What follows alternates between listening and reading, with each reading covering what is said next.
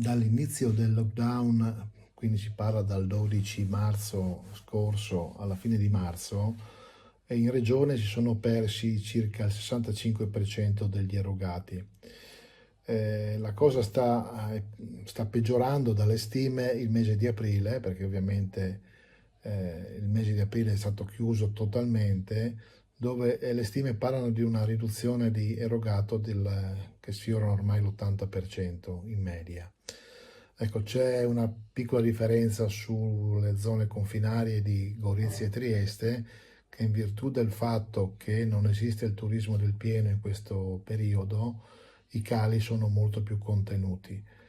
Questo però fa di questa categoria, che già era a rischio dal punto di vista economico-finanziario prima per lo scarso margine di guadagno che hanno, e la difficoltà con le compagnie a riuscire a stipulare degli accordi economici migliorativi. In questa situazione lascio immaginare la drammaticità di alcune aziende che probabilmente avranno anche grosse difficoltà a rimanere in piedi.